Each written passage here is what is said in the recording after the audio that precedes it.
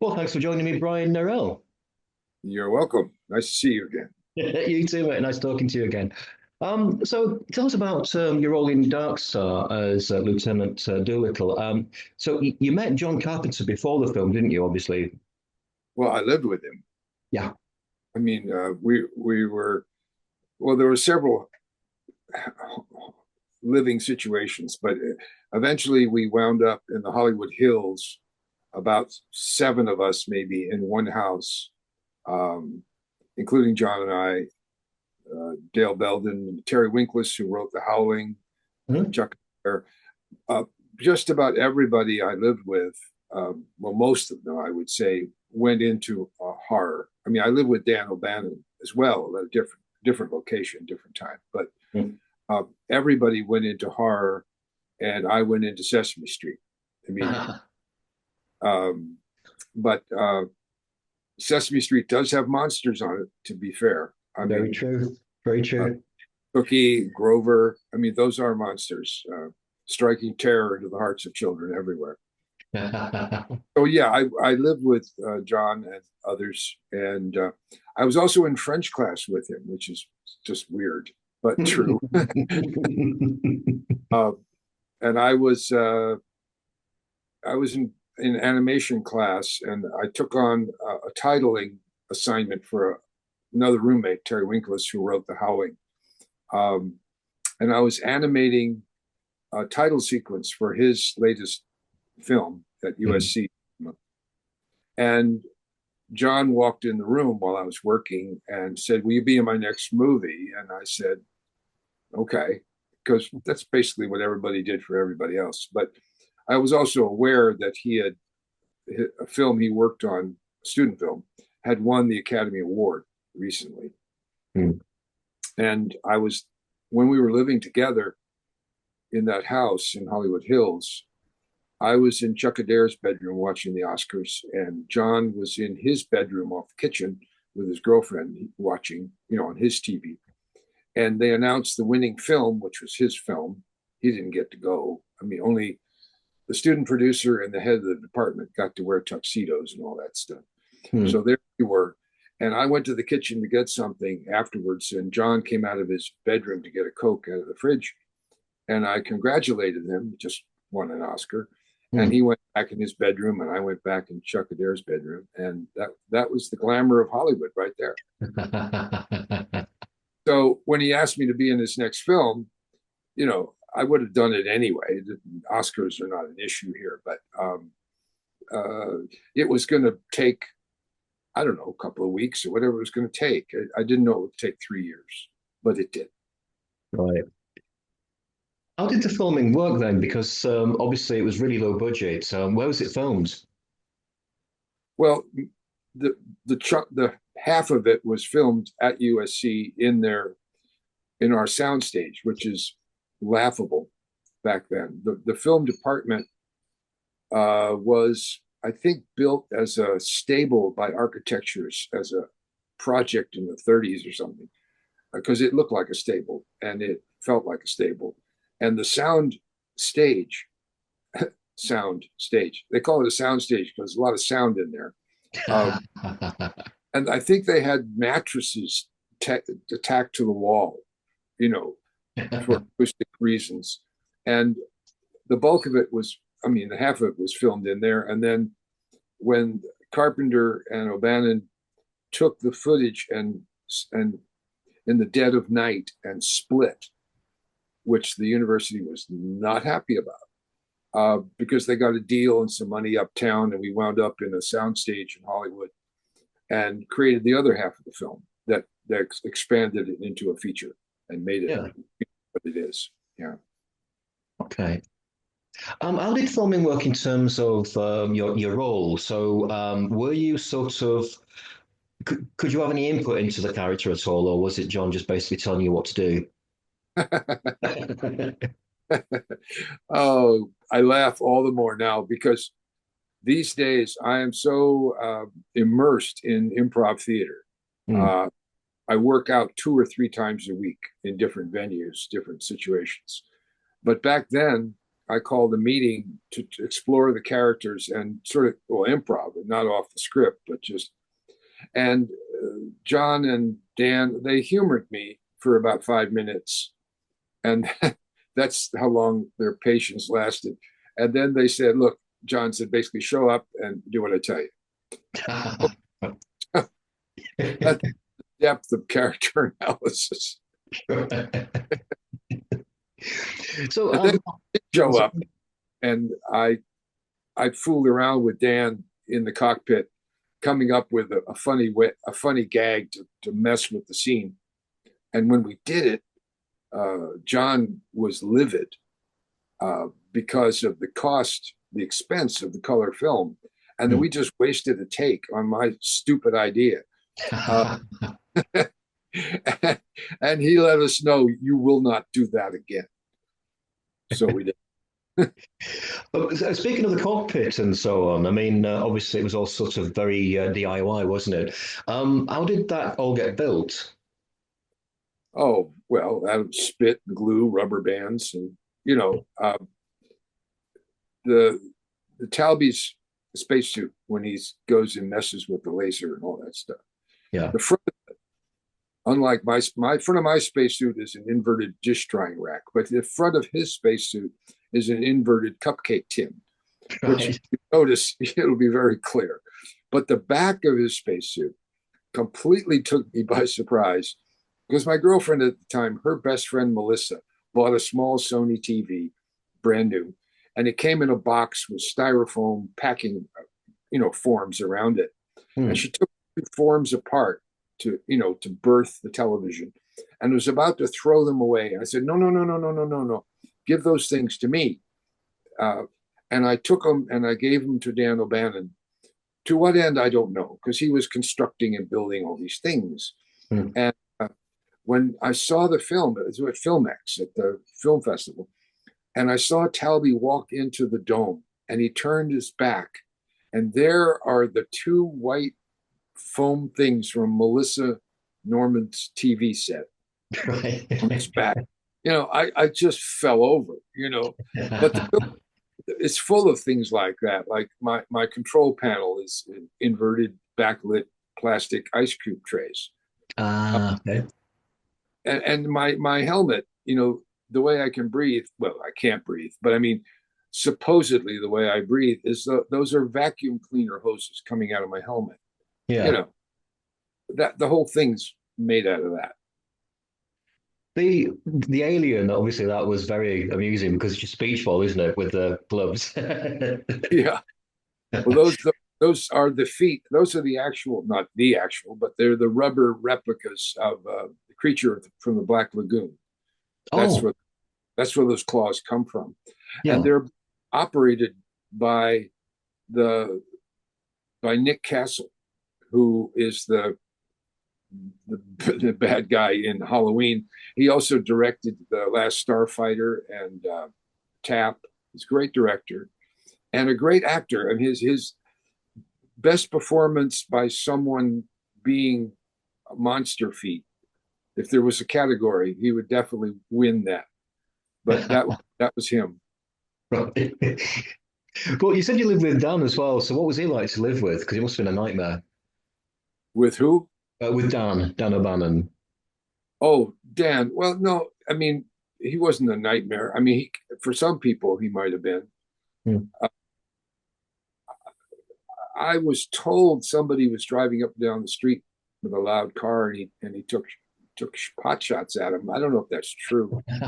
But, there's some other things that I experienced with him in public Hmm. that were quite embarrassing and not fit for television. Right. Okay. There's a few scenes, if that's okay. So there's one that's always intrigued me, and that's the one where you go down to the frozen captain. Yeah, So how was that effect? Was that really cold or?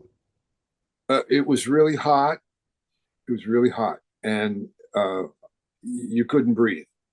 Right. Uh, I have to back up and explain that this was supposed to take a month or something, or weeks to shoot. It took, bits and pieces. It took a couple, 2, 3 years, Yeah. and but so that was November. So that following summer, I'm picked up on full scholarship at the last minute to tour Europe with USC Theater all over Germany, and then eventually Arts Theater in Cambridge. Uh, but anyway, so I informed them that I was leaving within a week for Hmm. Amsterdam. It's like, and they had not yet shot the freezer scene, and they had plans for it, but not to be done in a week. And so I forced their hand, and they were very unhappy with me for having the audacity to have a life. Anyway, uh, so I don't know if it was passive aggressive or just because that's the only thing they had to Hmm. use kerosene mist instead of mineral oil. Uh, Mineral oil is often used. Dry ice sticks to the floor. That wouldn't work. But I've in other films I've dealt with mineral oil mist, and it's benign. You know, kerosene mist is not benign. It is slippery and probably carcinogenic. And so I come down the ladder to the freezer. Each take, I'm clinging to that ladder with my back to the camera, and I have a wet towel against my face to protect me from the kerosene mist being pumped at me. And right.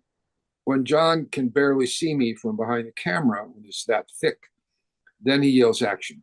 And what I do is I just throw the towel, far away, turn around, and do the scene as if I'm cold when I'm really hot and I really can't breathe. And if I slip, I'll kill myself. Right. And that's how that scene was done. And Right. wait, he wouldn't yell cut, or he wouldn't quit doing takes until he was getting sick, I think, from the Right. kerosene. Hmm. So that's how cold it was. Right. The spacesuits themselves, could you breathe inside them when the visor was down? The spacesuit. Yeah, yeah. Uh, Dan put that together with a fireman's jacket, taped. My arms were insulation duct, taped to ski gloves. And then the helmet had, I mentioned that vacuum cleaner hoses did nothing. And when he put it on me, two things happened really fast. Number one, it steams up pretty fast, Yeah. fogs up. But also, I can't breathe, Right. no air. And this was a slight oversight that was by Dan O'Bannock very quickly by finding a rubber a tube and sticking it in my mouth and running it out the back of the helmet. Now that sufficed to allow me to breathe before each take, not during take, but before takes. So that only allowed for one line at a time being shot. And so on action, I would spit the tube out. It would stay Hmm. inside the helmet, but you can't see it. And I would deliver my line, one line. And then Dan would run in and tear the helmet off my head, which took my ears with it. And then he would lead me outside because I have all this gear, attached to me. And he would put a cold compress, a wet cold compress on my forehead and the back of my neck to keep my core temperature down. Because under 16 millimeter color film lighting at that point in history, it was a lot of foot candles. It was pretty hot. Yeah. And so then once my core temperature resumed normal, he stick the tube back in my mouth, put the helmet back on, taking my ears off the other way, walk me back onto the set. I'd I'd spit the tube out, do another line, cut, rip my ears off, take me out, put cold compresses, line by line by line. That's Wow. that's how much fun that was, and that's why I've considered uh, if I were to write about this whole experience, I would call it acting without oxygen. Were there any mistakes that were left in the film that weren't intentional? Uh, I don't know what an intentional mistake is, Yeah, I just realized what I'd said. Sorry. but there was the one incident where Boiler is playing that knife game between his fingers, which he blew it and stabbed himself. and stayed in character until Carpenter yelled cut. Then he kind of had something to say about it. But I was standing next to him at the time off camera, and I heard the gunch of the knife going into his finger. And I'll never forget that sound. So when I watch the film, which is few and far between, but when I do, I look away during that scene because I know it's not fake. And although the sound is not in the movie, it's in my head. But that's an um, accident I can think of. Yeah. right, okay. How are the space scenes? When you were floating about, was that done on the soundstage as well? Were you held up by wires? Well, there's either a miniature me that's done puppeteering wise or whatever. I wasn't there Ah, for that.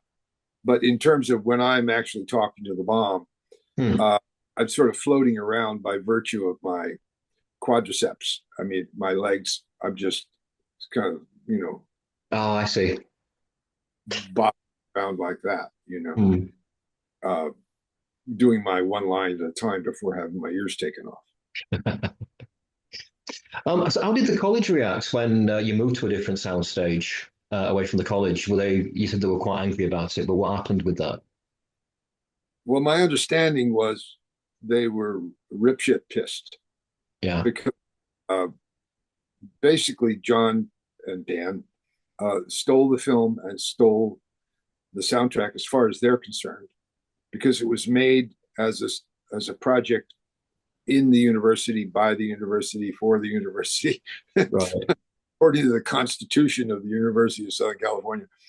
But there is very little in writing in terms of ensuring those rights of the university. Yeah.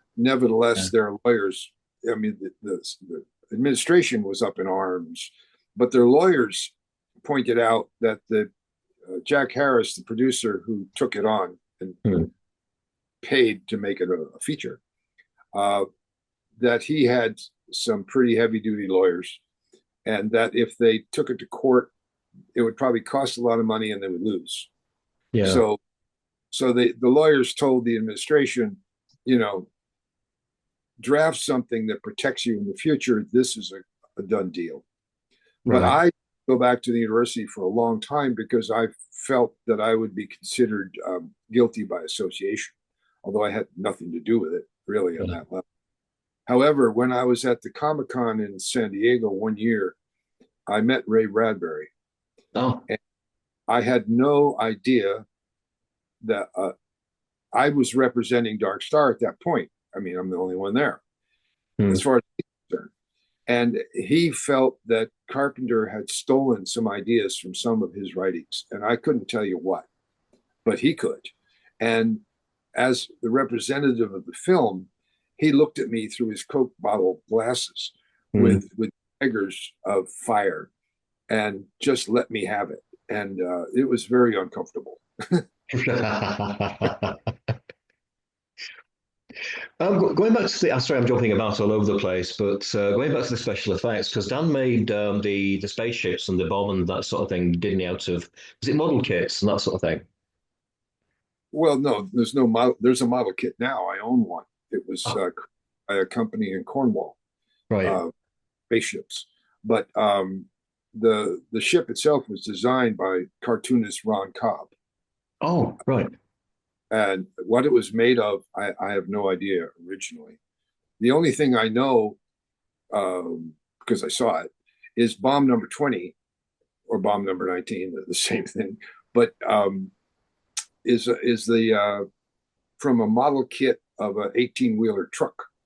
It's Right. the 18-wheeler truck, and then Hmm. you take the bits and pieces of like an aircraft carrier or some ship model, I don't know, and then Hmm. you stuff all over it, and now it's bomb number 20, and, and it comes out of the bottom of the ship by actually emerging upward by it being attached to the plate of a Fisher crab dolly Ah, uh, with the camera upside down. right. And, and the only artifact I'm aware of the entire film was that bomb, Hmm. which is about 12 inches long or so. And Dale, who I lived with, also good friend, film school, he I learned that he owned it at one point. He lived in Venice on the beach in LA, and there was an earthquake, which is not uncommon in LA, Hmm. and it fell off the shelf and it broke and he threw it away. Oh no. Yeah, that's the only artifact I'm aware of. I do have. Let me if I tilt this. Let me see. I don't know. Where is it? It's I have to adjust myself here. On the shelf, maybe right back there, Hmm. uh, is a helmet um, that a fan made for me. Oh yeah, it's just over your right hand shoulder. Yeah, right in the corner. Yeah. Uh, so that's an artifact that I have that's not a real artifact, but it was a very wonderful surprise to find on the porch because it came in a very large box. Hmm. And I had a heart attack wondering what I ordered from Amazon that I don't remember until I opened it, you know. Yeah. So, You play a surfer as well. Doolittle's quite a keen surfer, isn't he? Were you a surfer in real life? not a real surfer, a body surfer for sure. I mean, the happiest, I mean, the happiest day, one of the happiest days I can think of was my first visit to Hawaii when I discovered a beach called Slaughterhouse, which is northwest end of Maui, well beyond Lahaina, poor Lahaina. Uh, but anyway, the waves are incredible for body surfing. Hmm. I was just ju- literally jumping up and down the water. I was like, I was going insane. It was just so great. And so body surfing, yes. Standing up on a piece of something, no. Unless it's space debris. I'm good at space surfing, but not on a board. Right. Did you get paid for the role at all? Absolutely not. No.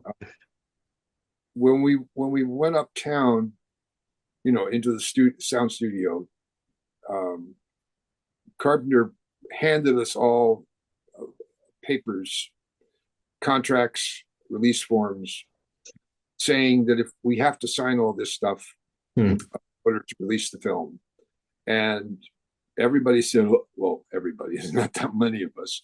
Um, uh, Everybody said, okay, except me. I said, you know, I need to show this to my lawyer.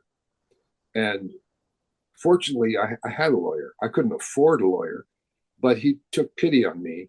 He represented my animation instructor from Melendez Studios, and uh, he would counsel me. He wouldn't charge me, and Yeah. I showed the contract, and he laughed at it. And he was the former attorney for the Screen Actors Guild, and he said, "You're not signing this. This makes no sense.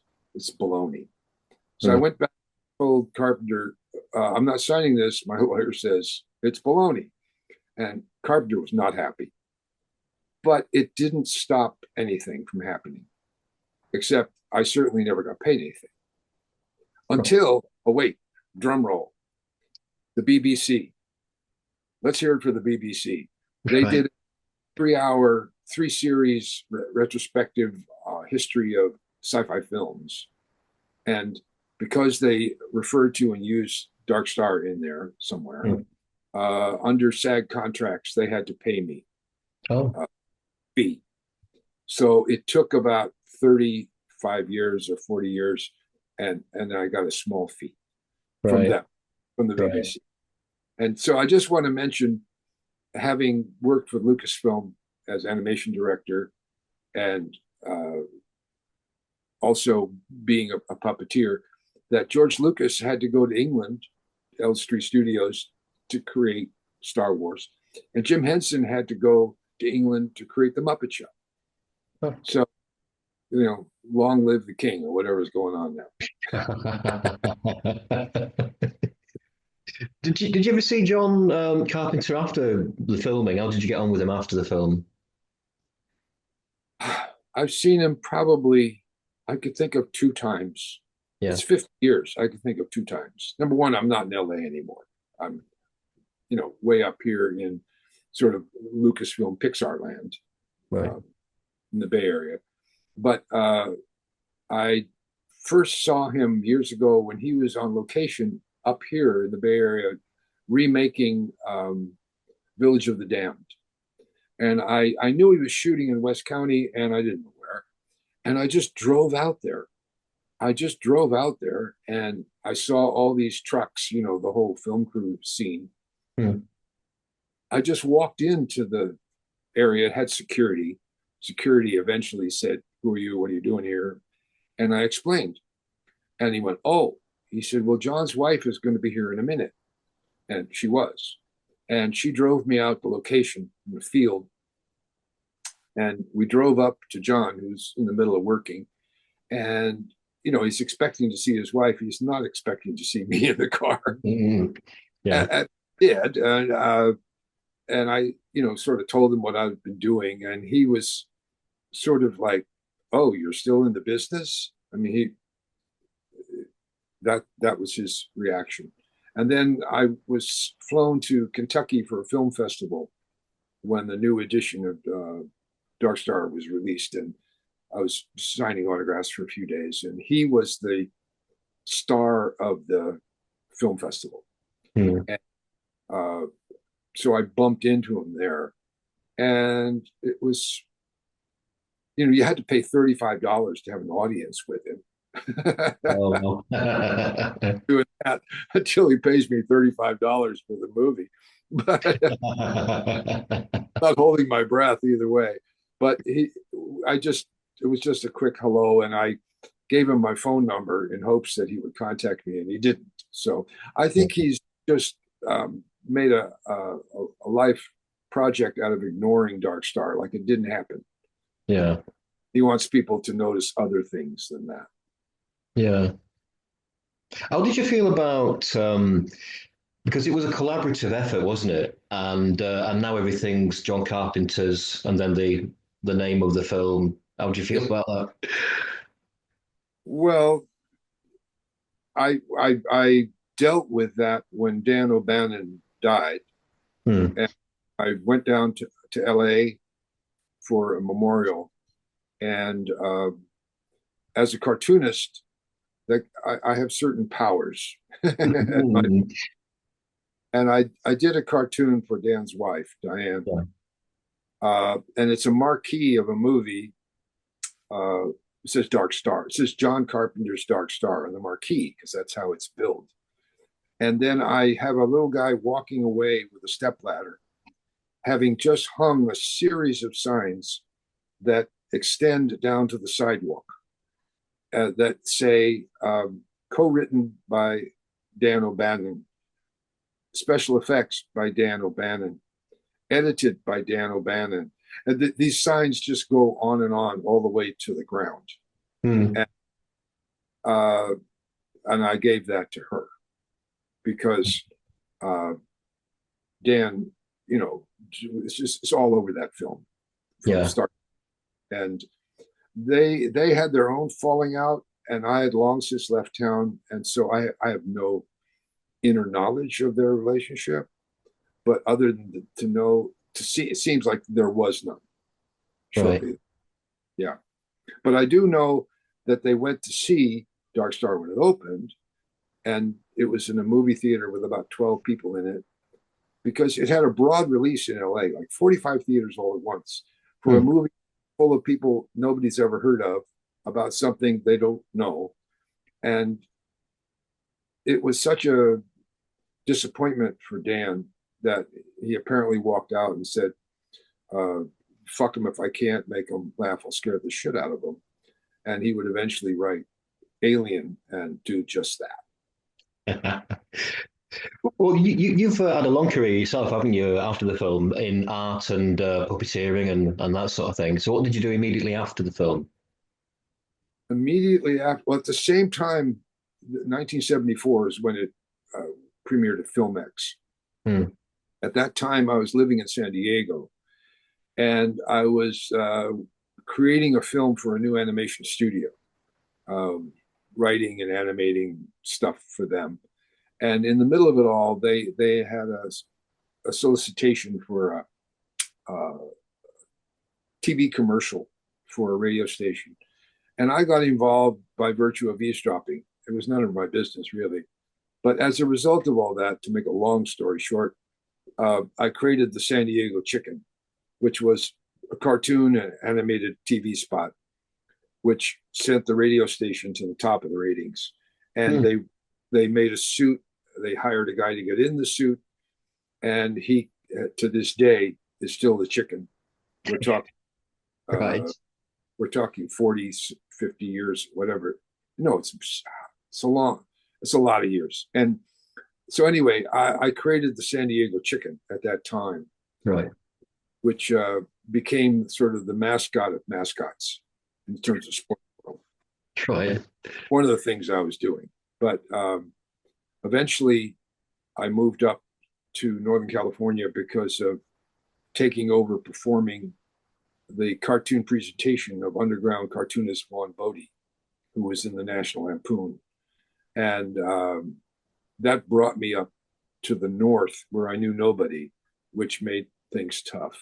And so I needed to create like a resume. I hate resumes. They're a list of things I don't even remember. So I did a 9-page comic book instead called Resume. Yeah. And that caught the attention of director John Cordy and producer Bill Couturier. And so they eventually, I was back on Sesame Street with them, writing and animating for several years until we hooked up with Lucasfilm and created the feature Twice Upon a Time, which I was supervising animator, one of the directors. Ah. And, so that was a whole thing. And after that was over, I was burned out and wanted to get to puppets, the more immediacy of puppet production. So I wound up for years creating dozens of films for young kids about sexual abuse, alcoholism, divorce, and all those kind of thorny issues, as well as others. And that eventually evolved into moving to Australia, not Australia, moving, I lived there a long time ago. I'm moving to New Zealand for the first time to create Bingo and Molly, where my wife and I are bunny rabbits from the Discovery Channel. And so, much, if not most, of my career has been in the service of children's television and film. And nowadays, I'm more active as a cartoonist, having taught for years at the Charles Schulz Museum. And currently, I teach at elementary schools. I teach cartooning to kids, which is when so it's kind of like full circle. And I just finished illustrating my 10th book for a client, which are the chronicles of his actual family, his actual children. Right. They're real adventures that are then turned into absurdity with my help. So I mean, all over the map,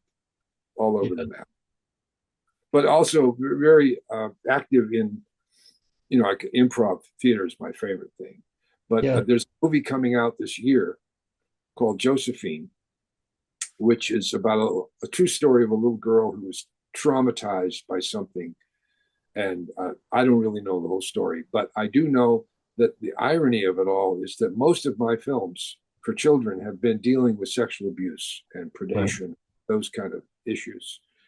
And in this new movie coming out starring Channing Tatum, I'm the creepy guy in the toy store that creeps her out, which is real karmic justice,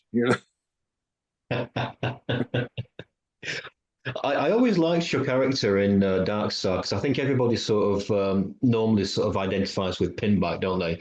But I sort of identified with you because you had that sort of, I don't know, you were sort of depressed and you had that hidden rage, didn't you? Which I can sort of identify with. Well, I was at that convention in Kentucky I was talked about, and an Air Force officer came up to my table and said, "You're the reason. Your film is the reason I joined the Air Force." And what? And of course, my ability to stop a thermostellar bomb from going off didn't work so good. But his point was that he wanted to make sure that never happened in real life. So he Ah, became a missile launch officer hmm. in the Air Force. And he came back the next day to the convention, but now he's in a dress blue uniform, a fancier uniform. Hmm. And he tells me that he's consulted with the other officers in the 485th Tactical Missile Squadron, and they have made me an honorary missile launch officer. Oh, And wow. on the wall, let me see if I can grab it. Yeah, okay. This is it. That's brilliant. That's absolutely brilliant. So that is the pin worn by missile launch officers in the Air Force. And, Wow. and now I'm an honorary member. Uh, what happened to him? He was in a missile silo. I'm guessing like North Dakota. I don't know where, but the missile wanted to go off on its own. It had this is before AI, but I mean it has its own circuitry, and it wants to go like annihilate Moscow or something on its own initiative. And he's down there going, no, no, no, no, no, no, no. Every hour it decides, hey, I want to go. And he's like, no, no, no, no, no, no, no. This is scary business. Hmm. And so what they did was they parked a 10-ton truck on top of the pad that opens up. Yeah. If he was unsuccessful in keeping this thing under control, the doors would slide open and drop a 10-ton truck on top of this missile, which would definitely impede its ability to get to Moscow. Uh, and this really happened. Yeah. Um, so anyway, that's why I'm now in the Air Force. Brilliant. Yeah, Well, thanks for the chats. It's been really, really interesting. I knew it would be, but it's been amazing. Thank you. my pleasure. Okay, great. Thank you. And I'll get in touch with you soon and let you know when it's live. Okie doke.